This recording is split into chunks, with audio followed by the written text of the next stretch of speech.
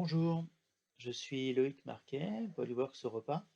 Je vais vous présenter une simulation en fait de palpage sur machine à mesurer avec Polyworks. Donc, tout d'abord, nous avons le gestionnaire d'espace de travail qui va nous permettre de grouper finalement l'ensemble de nos travaux par type ou par client éventuellement ou par référence. Je vais lui demander d'aller ouvrir un espace de travail qui correspond à ma simulation de machine à mesurer, mais par contre, je peux très bien faire des recherches, par exemple, sur d'autres pièces ou sur d'autres éléments. Il n'y a pas directement, en fait, il va me présenter tout ce qui est disponible, soit sur mon PC ou alors sur le serveur. Là, j'ai une simulation pour machine à mesurer.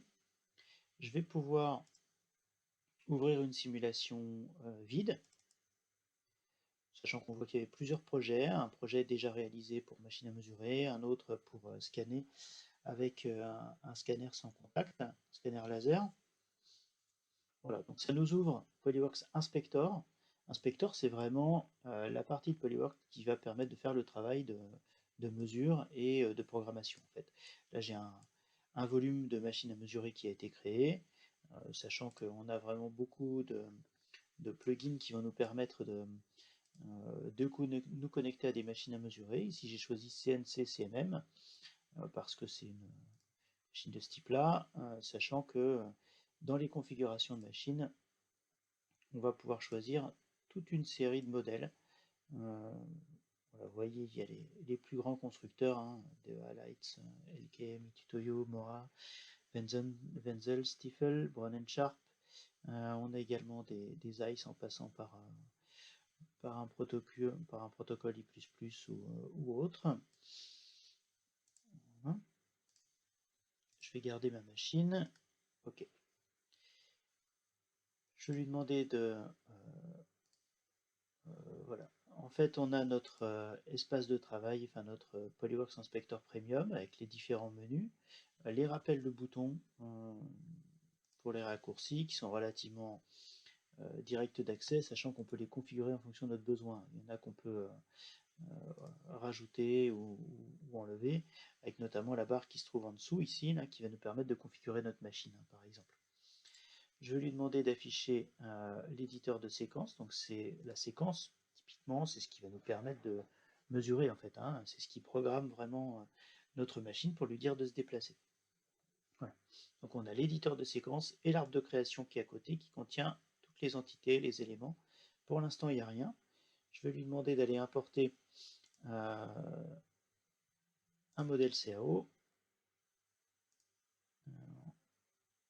impart.igs, ouvrir. Voilà.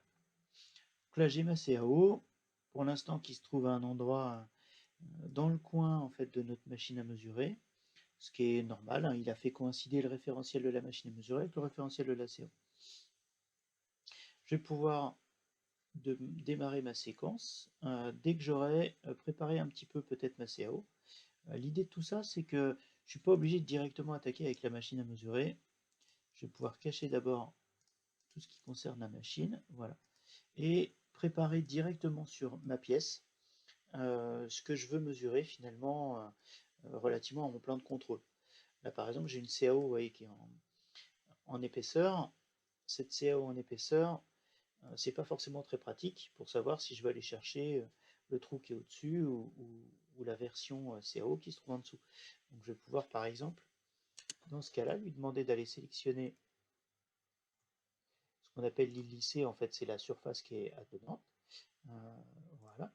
Et puis, grâce à ça, je vais être en mesure de déplacer les éléments éventuellement, si je le veux, de façon à comment dire, séparer les deux morceaux ou alors copier simplement les éléments, ce qui fait que ça me crée une autre CAO.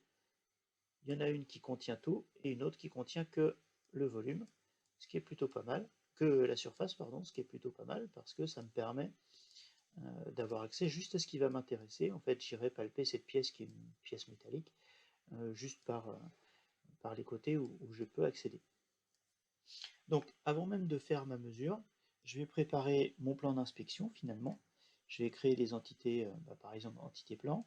J'aurais pu lui demander également de créer des entités de type multiple directement, mais sachant que là, ce qui m'intéresse, c'est d'avoir une entité de référence, on voit ici, une entité de référence de type plan que je vais aller chercher sur le modèle CAO. Par contre, cette entité, elle va d'ici jusque là-bas, donc je vais lui dire qu'elle va être sélectionnée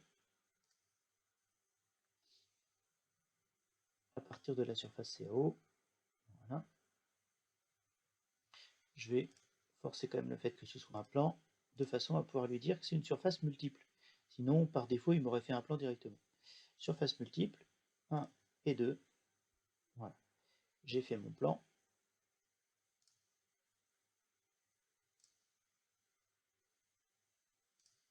1 et 2. Un petit clic droit pour valider. Voilà, j'ai fait mon plan. Je vais pouvoir lui demander éventuellement, voilà, d'aller en créer quelques autres. Par exemple, celui qui se trouve ici. Si là je repasse en mode entité de type général, ça va être ma référence B. Hop, il me l'a créé. Et puis, on va avoir la référence C qui va être ici, par exemple. La référence C. Okay. Sachant que comme je suis en type multiple ici, je vais pouvoir lui dire que ce trou m'intéresse. Celui-ci aussi, celui-là, un oblong. Voilà, il a trouvé tout seul que c'était des trous, des oblongs, etc. J'ai aussi un autre moyen de fonctionner, ça va être de lui demander, là encore, entité de type multiple, extraire à partir d'un modèle CAO. Donc je vais extraire tout sauf les plans. Ouais, voilà. Il va falloir que je sélectionne le modèle CAO qui m'intéresse. Voilà. Et voilà. Ainsi que ça. En faisant comme ça, qu'est-ce qui va se passer? C'est qu'il va me sortir toutes les entités qui appartiennent à ces surfaces CAO. Ce qui est assez pratique parce que directement, il me les a créées. Voilà. Il y a tous les trous qui ont été trouvés. Ceux-là, je les avais fait à la main. Mais par contre, ceux qui sont derrière ici, ici également, etc. Il y en a quelques-uns là qui ne m'intéressent pas. Ce sont des petits trous qui servent juste quand on fait du palpage avec des moyens portables. Voilà.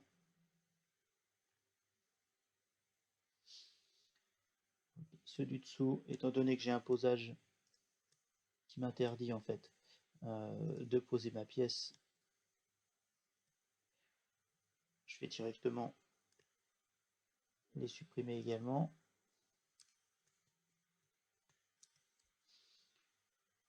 Ok. Voilà. Très bien. Donc là, j'ai défini mes entités.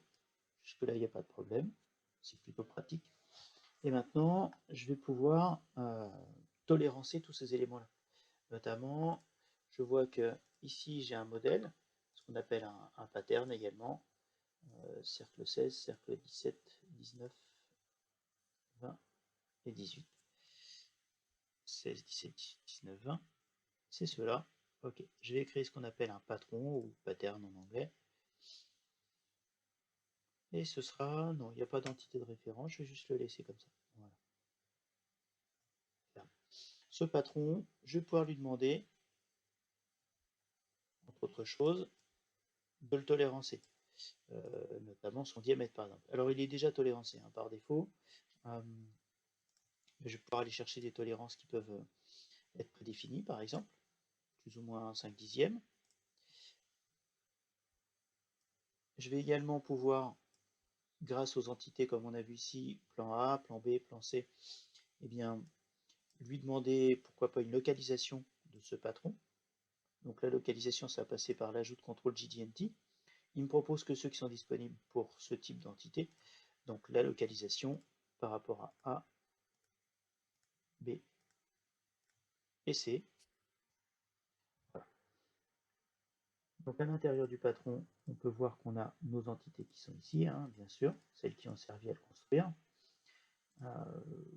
Ces entités-là, ainsi que le patron également, il n'y a pas forcément d'intérêt à tolérancer le Z, la position Z, compte tenu de voilà, volume.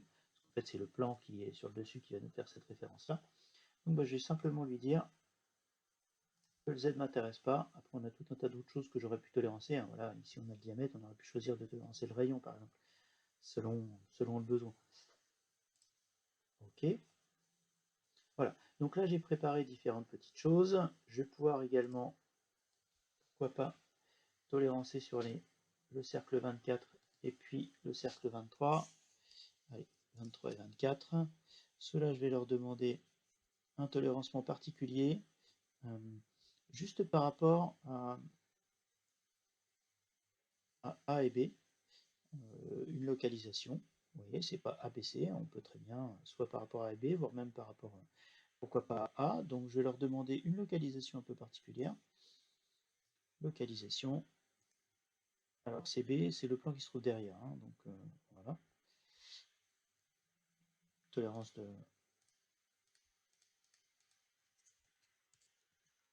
5 dixièmes, sachant qu'on peut mettre des coefficients, enfin des coefficients, des modificateurs.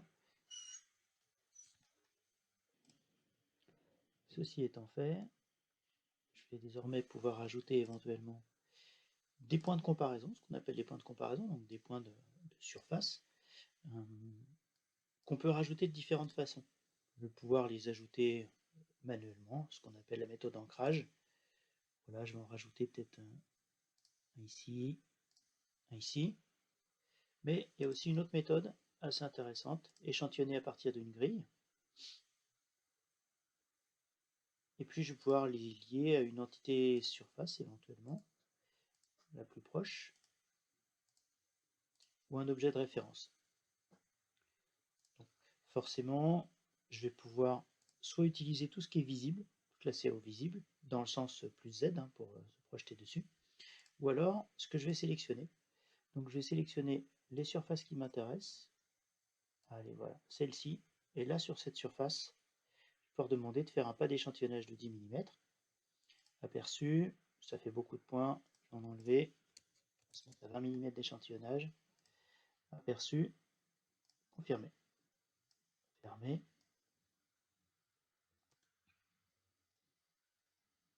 Voilà.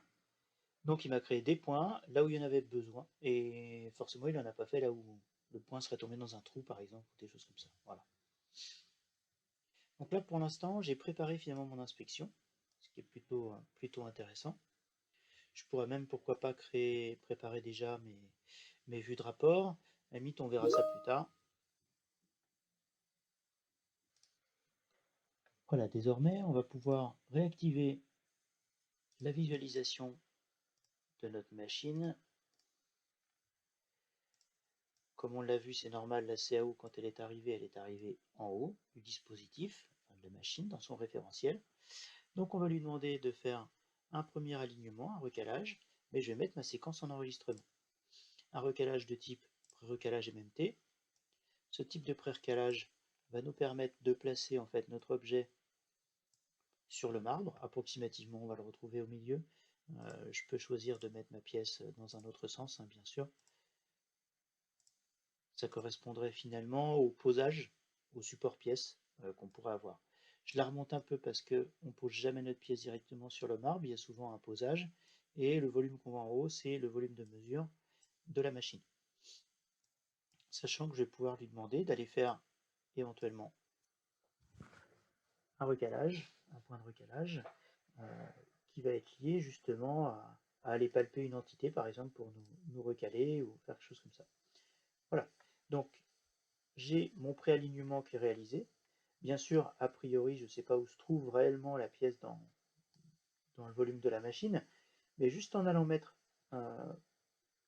lorsqu'on sera en train de lancer l'inspection, mon palpeur au milieu du cercle 1, ça suffira, le cercle 1 qui est donc celui-ci, là, le gros cercle qui est là.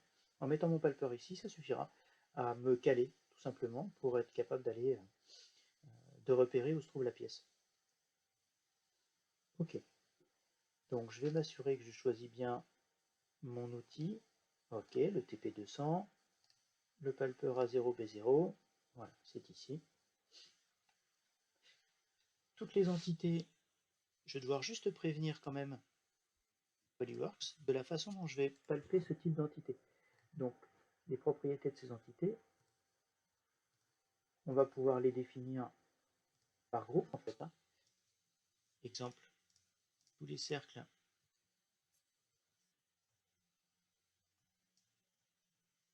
je vais demander à ce qu'ils soient palpés d'une certaine façon. Dans le patron, c'est parce que ici, j'ai aussi 5 cercles qui sont dedans.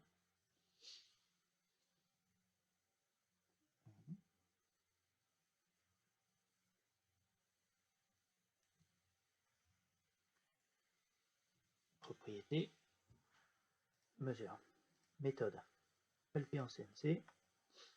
Je vais palper un plan local autour de chacune des entités. On voit qu'il est en train de créer déjà ma trajectoire en fait, à partir de ça. C'est du matériel qu'on appelle mince, c'est de la tôle, donc on va palper vraiment sur la tranche. Le fait de cliquer matériel mince, ça fait qu'il va aller se placer au bon endroit. Le nombre de points, je vais mettre au minimum 4 points pour chacun des trous. Ça paraît la moindre des choses. Et sur le plan autour, je vais laisser 3 points, donc il ira prendre 3 points systématiquement autour des cercles. Voilà. Appliquer, fermer. Mon trou oblong, propriété, de même, je vais lui demander une mesure en commande numérique. Comme ça, je peux choisir tout à fait. Et puis, c'est du matériel mince, encore. Nombre de points par arc, 3 points. Donc, ça fait qu'il en prend 1, 2, 3, 1, 2, 3. OK. Je vais peut-être lui demander d'en rajouter un petit peu. Offset tangentiel, point hors surface de tolérance, ça c'est bon. Pour le plan autour, ça ira bien comme ça. Il y a tout un tas d'options qu'on va pouvoir choisir, les dégagements avant, après les entités, etc. Ça, on va laisser comme ça. OK. Ainsi que, j'avais oublié cela. Également, je veux les palper en commande numérique avec 4. C'est du matériel mince. Appliquer, fermer. Les rectangles, les polygones. Bien sûr, j'aurais pu faire toutes mes entités une par une, c'est pas le problème. Mais en attendant, c'est quand même beaucoup plus pratique de tout préparer avant. Appliquer, fermer. Et puis les cercles du patron, je ne me rappelle plus si je les ai sélectionnés avant, donc je vais tout de suite définir, palper en mode commande numérique, matériel mince, appliquer, fermer. Voilà. Normalement, là, tout est prêt, que ce soit mes entités géométriques, les points de comparaison aussi, et les groupes d'objets, les plans également. Je vais lui donner les caractéristiques de palpage de ces plans de référence. Mesure, je vais les palper en CNC. Nombre de points, au moins 6, suivant la frontière. Donc on voit que systématiquement, voilà, il va me remettre mes points relativement répartis sur toute la surface. On verra plus tard comment on peut faire pour éventuellement bouger un point ou en rajouter un. Donc là, je vais faire appliquer, fermer. Justement, je parlais de ça. Si je vais sur celui-ci, propriété, je vais pouvoir aller modifier par exemple un point de mesure.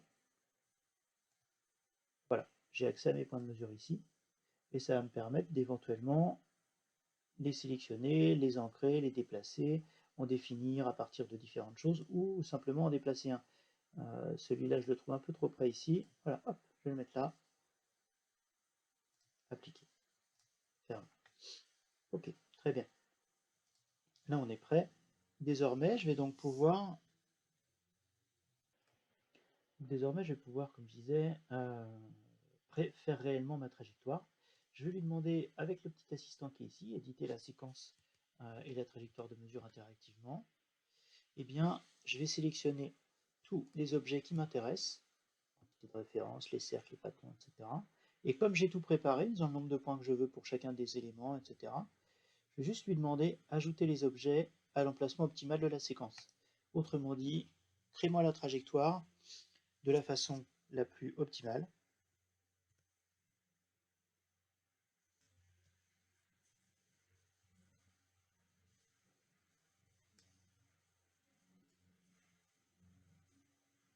Voilà. Donc il m'a créé une trajectoire avec les positions de palpage. Si on regarde bien, aller, palper en CNC, palper, orientation d'outil, changement d'orientation d'outil. Là également,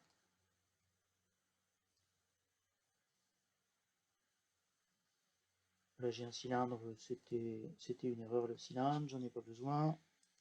Celui-là je vais l'enlever. Ok, voilà. Et je vais arrêter l'enregistrement de mon programme. Éventuellement, une petite chose à laquelle j'ai pas pensé, je vais me mettre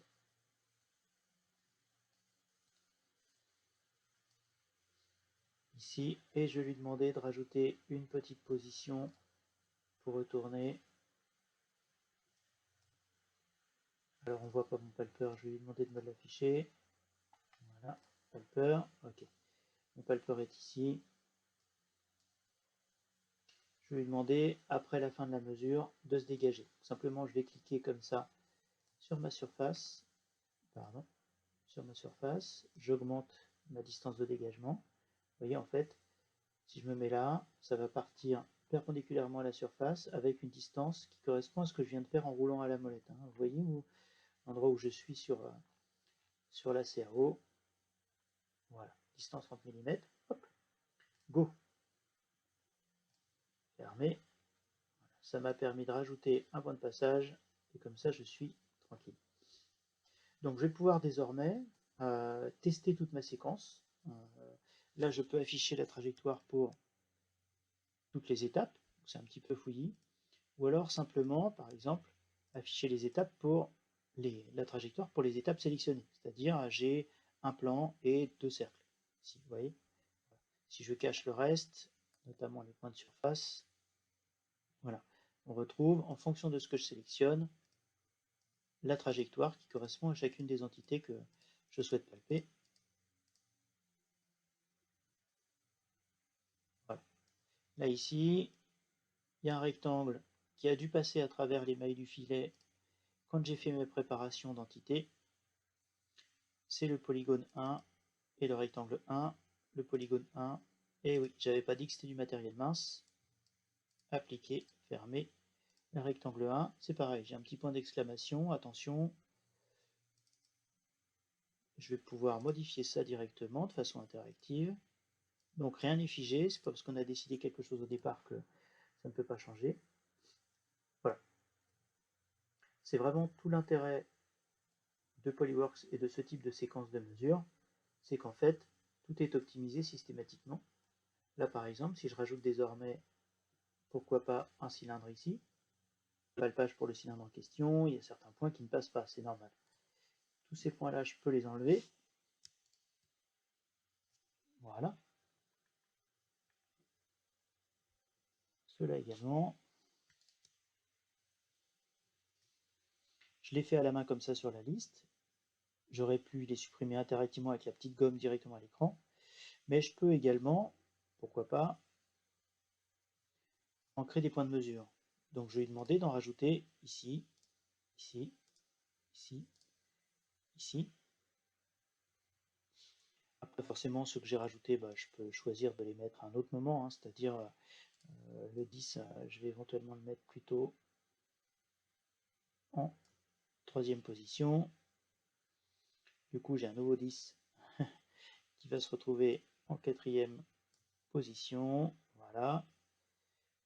5, 6, 7. Voilà. 9, 10. Ok. Ça va aller. Je peux aussi les déplacer à la main. Je choisis que celui-là, je vais le mettre plutôt par là, plutôt par ici. Celui-là par là ou par là.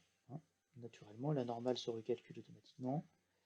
Le 9, 10, 11. Le 8, il ne me plaît pas à cet endroit-là. Je vais le mettre plutôt par là. Et celui-là par ici. Voilà. C'est très interactif, c'est quand même vraiment très très pratique à réaliser. Il n'y a aucun souci avec ça. Je sors de ce mode. Voilà. Donc j'ai mon cylindre. Mon cylindre, ce que je vais faire, c'est que je vais lui demander, par l'outil qui est là, ajouter les objets à l'emplacement optimal de la séquence. Il optimise la séquence de mesure. Et il m'a rajouté ça. Bon, ça tombe, c'est une coïncidence, mais il me l'a mis à la fin, en l'occurrence. Voilà. Calibrer l'orientation. Pourquoi? C'est parce qu'il considère qu'une orientation autre aurait été peut-être meilleure. Vous voyez, en fait, en cliquant sur la surface, là, je peux savoir quelle est l'orientation la meilleure pour aller palper une entité. Moi, je sais qu'avec le palpeur précédent, qui est le A60 B180, je vais être capable d'aller le palper, donc il n'y a pas de souci. Ça ira très bien. Mais si je veux le mettre à un autre moment, par exemple, plutôt, vous voyez, il y a le A0, B0 par ici, je vais le mettre après l'entité plan, et ben voilà, je vais aller le chercher directement comme ça. Là j'ai le A0, B0, l'entité de référence et le cylindre. Ça ira très bien. Ok, maintenant qu'on a fait la trajectoire, il va nous rester à faire une mesure déjà, dans un premier temps. Hein. Donc je vais me remettre ici et je vais demander simplement de me recentrer. Pardon, c'est pas ça que je voulais. Hop. Voilà. Et pour que ce soit plus clair, je vais changer un petit peu de vue. Voilà. Et puis, je vais exécuter mon programme simplement. Je demande de mettre mon marqueur ici et j'exécute ma séquence. Voilà. Donc, je vous ai évité le son. On voit qu'ici, il fait une analyse de collision. Pourquoi? C'est parce que j'ai lancé mon programme alors que je n'avais pas dégagé ma machine en position 0. Donc, il y a une analyse de collision directement dès qu'on exécute notre programme systématiquement. En fait. Voilà. Là, il y a un mode de simulation. On peut régler les vitesses pour la simulation, mais ce n'est pas la peine de demander à ce que ça passe beaucoup de temps. Au fur et à mesure, les palpages sont faits, nos entités sont mesurées, et voilà. Une collision potentielle a été détectée. Là, c'était sur un changement de position. Je vais mettre en pause. OK. Juste pour aller vérifier pourquoi c'est arrivé.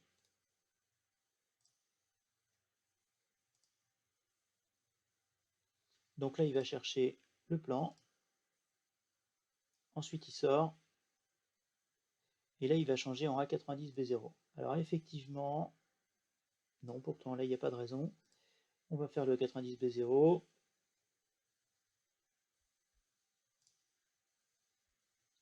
Il va aller chercher ce plan-là, il n'y a pas de problème. Ok, changement d'orientation, il passe devant.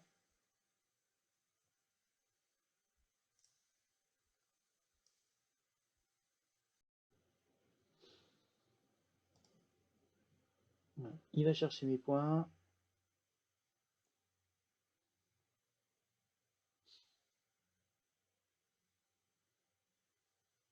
On voit tous mes points de surface qui sont en train d'être palpés les uns après les autres.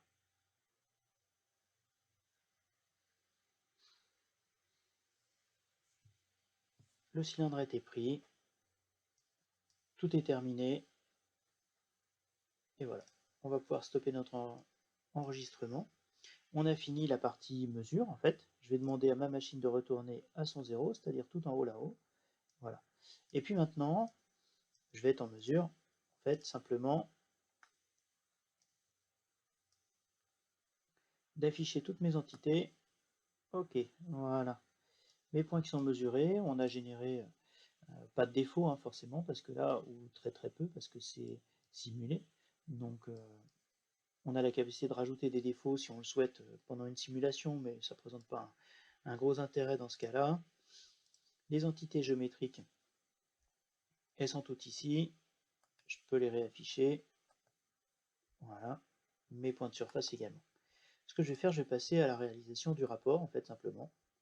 Voilà. Je réaffiche le patron, donc avec les cercles et puis comment dire, le modèle qui a été fait. Ok, donc à partir de ça, je vais me mettre en position que je qualifierais de finalement centré dessus, hein, simplement, et je vais pouvoir me mettre dans la vue qui me semble la plus optimale en fait, hein, pour afficher ça. Je vais choisir le mode d'affichage d'étiquettes où elles sont toutes sur les côtés de l'écran. L'intérêt de ça, c'est que ça nous permet de cette...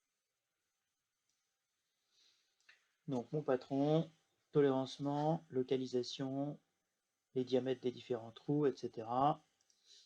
Si je le souhaite, je vais pouvoir déplacer, malgré le fait que j'ai demandé une orientation automatique des étiquettes, déplacer une étiquette, voir celle-ci, ou modifier les étiquettes éventuellement aussi. On voit qu'ici j'ai dans mes annotations différentes informations que je vais pouvoir éditer, les colonnes. Est-ce que je veux rajouter le cadre de référence, date et heure de la mesure de l'objet? Pourquoi pas? Allez. Sachant que j'ai pas envie que ma colonne elle s'appelle date et heure. Juste, par exemple, je veux qu'elle s'appelle date. Le nom de la caractéristique, par exemple. Certains de nos clients nomment toutes les entités avec des noms de caractéristiques, 1, 2, 3, 4, 5. Donc le cercle 16, c'est peut-être la caractéristique 7, ou le diamètre du cercle 16, c'est peut-être une certaine caractéristique. Donc on peut mettre le nom de la caractéristique également. Hein, appliquer, et là, la date directement s'ajoute sur l'étiquette que j'ai considérée. Si je clique ici, appliquer à toutes les entités cercles, ça va l'appliquer à toutes les entités cercles. Bon, c'était pour l'exemple. Je pense que ça ne présente pas un gros intérêt d'avoir toutes ces informations-là. Appliquer. OK. Appliquer à toutes les entités cercles. Voilà. Mais en attendant, on peut le faire. Et après, je peux cacher ou afficher des annotations, bien sûr, les verrouiller ou les déverrouiller. Et donc ça, je voudrais bien l'avoir dans un rapport. Peut-être en enlevant le marbre. OK. Et je vais créer ce qu'on appelle une vue de contrôle avec ma vue. Je vais appeler ça pattern. OK. Désormais, je vais en créer une autre avec mes points de comparaison. Là aussi, j'ai toutes mes étiquettes qui sont colorées en fonction de leur déviation, en fonction d'une échelle de couleur qui est liée à la tolérance que j'ai attribuée à mes points, chacun des points ayant sa propre tolérance. Hein. Là, elles sont, je pense, à peu près toutes les mêmes, c'est même sûr. Mais en l'occurrence, je pourrais très bien avoir rôles géométriques qui sont là, voilà, plus ou moins 0,05, plus ou moins 0,5, pardon, 5 dixièmes. Celui-là également, tout cela également. Sachant qu'on aurait pu attribuer également une tolérance aux surfaces de la CAO, hein, au carreau de la CAO. Mais ça, c'est chose dont on pourra parler peut-être à un autre moment, en discutant. Ok, donc je vais créer également une vue de contrôle avec mes points de surface. Ok. Juste pour que ça aille un petit peu plus vite, je vais switcher tout de suite sur un modèle où j'ai déjà fait toutes mes vues de contrôle. Donc typiquement, si on retourne dans le réviseur de contrôle, c'est le réviseur de contrôle, c'est ce qui va nous permettre justement d'aller voir toutes nos entités tolérancées, passe pas, etc. Ainsi que toutes les vues de contrôle qui ont déjà été faites. Le pattern, j'avais fait une section, tolérance à un angle, point de comparaison, et les géométries. Relativement à ça, je me retrouve avec un rapport, donc, qui contient ici la vue générale de la CAO. Ici, je me retrouve avec le pattern, la vue de contrôle associée au pattern avec le listing, la section, la vue de contrôle liée à l'angle, les tolérances sur les points. Voilà, on les retrouve ici. Les éléments géométriques, j'ai laissé la machine dessus. Je me rends compte que cette vue de contrôle, justement, il y a la machine, c'est pas forcément idéal. Donc je vais retourner dans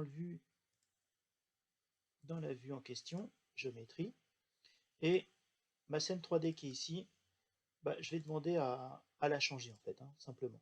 Donc je retourne là, voilà. Ici, ma machine elle a disparu. Je vais pouvoir appliquer les changements à ma vue de contrôle. Et ce qui fait que maintenant, quand je vais retourner dans mon rapport, j'ai plus ma machine, c'est interactif. De même que là, par exemple, ici j'ai une copie d'écran hein, qui a été prise sur ma scène 3D. Le fait de double-cliquer dessus, ça fait que maintenant, pardon, je vais pouvoir lui demander cette capture d'écran, de l'éditer. Voilà. Et donc, il me remet dans ma même situation.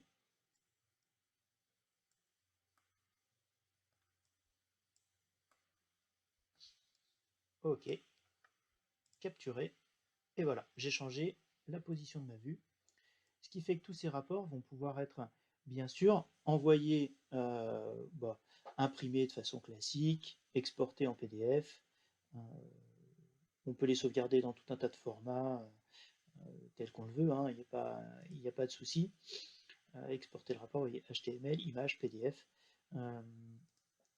On pourra également, avec un outil dont je pourrais parler dans une autre vidéo, créer un rapport avec ce qu'on appelle Report Loop, qui est une connexion directe avec Excel et interactive surtout.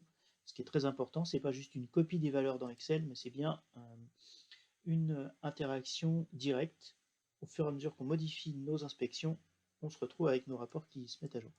Mais ce sera le sujet d'une autre vidéo. Donc, du coup, j'ai mon rapport.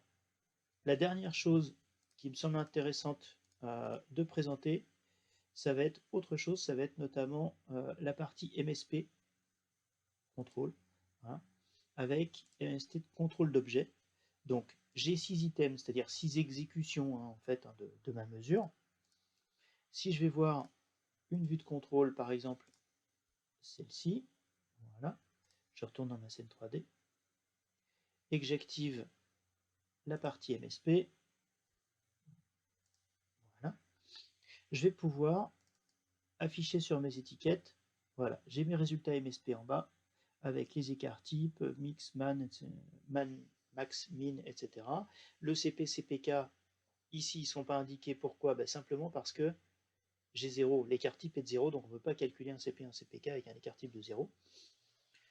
Je peux lui demander sur mes étiquettes eh bien, en fait, d'afficher non seulement l'étiquette comme d'habitude, mais également changer les en-têtes, les colonnes, mais aussi afficher les trend charts. Pourquoi pas? Voilà, ok. Là, comme mon cercle 16, il y avait vraiment beaucoup de choses qui étaient tolérancées, je me retrouve à voir les tendances pour le diamètre, la localisation, X, Y, Z. Pourquoi il y a deux diamètres?